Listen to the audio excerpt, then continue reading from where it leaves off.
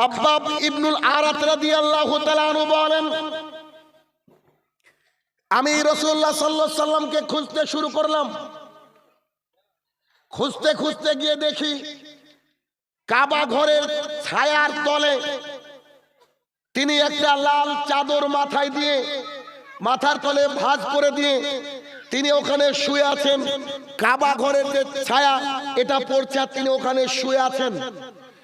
আমি গিয়ে সালাম দিলাম, তিনি আমাকে সালামের জবাব দিলেন।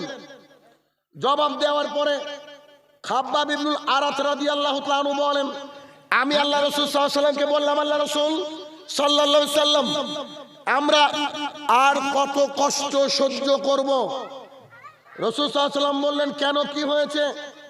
তখন তিনি বললেন, আমাদের উপরে যে অত্যাচারের বুলডোজার নেমে আসছে, উতবা, শাইবা আর এই যে পরিপার্শ্বিক আবু জেহেলের গ্রুপ এত অত্যাচার করছে, আমাদের শক্তি আছে, সামর্থ্য আছে, তারপর আপনি জিহাদের জন্য বলছেন না?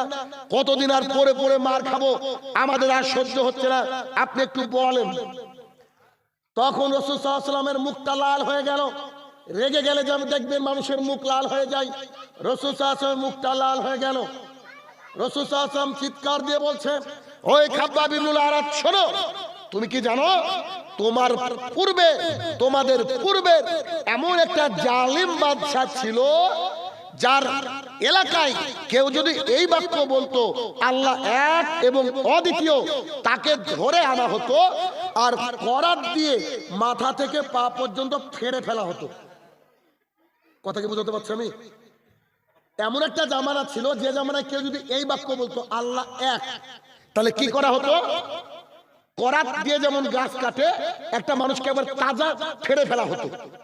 এরপর রাসূল সাল্লাল্লাহু আলাইহি ওয়াসাল্লাম না থেমে বলছেন, তুমি কি জানো তোমাদের আগের জামানার এমন একটা বাদশা ছিল, কেউ যদি বলতো আশহাদু আল্লা ইলাহা ইল্লাল্লাহ, আল্লাহ ছাড়া কোনো হক মাবুদ নেই, এই বাক্য বললে লোহার চিরুনি দিয়ে তার দেহের সমস্ত গোশত, তার দেহের সমস্ত চামড়াকে একেবারে চিরুনি দিয়ে টেনে শুধুমাত্র হাড় করে ফেলে দেওয়া হতো।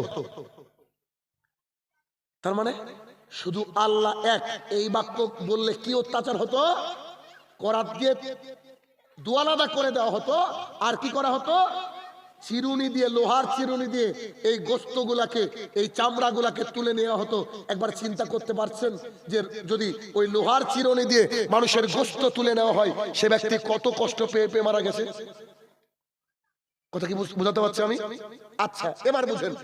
তখন খাব্বাব ইবনুল আরাত রাদিয়াল্লাহু তাআলা আনহু বলছেন, আল্লাহ রাসূল আস্তাগফিরুল্লাহ ওয়া আতুবু ইলাইহি, আল্লাহ তুমি আমাকে আমার মা বাবা রাসূল সাল্লাল্লাহু আলাইহি ওয়াসাল্লামের উপরে কুরবান হোক, আর রাসূল সাল্লাল্লাহু আলাইহি ওয়াসাল্লাম এবং আল্লাহর রাগ থেকে তুমি আমাকে বাঁচাও।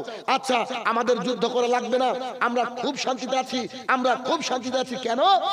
রাসূল সাল্লাল্লাহু আলাইহি ওয়াসাল্লাম বোঝাতে চাইলেন যে তোমার আগের জামানার মানুষের মতো কি অত্যাচারিত হয়েছো? তো বলছেন না, এত টেনশন কেন তোমার, চুপ থাকো।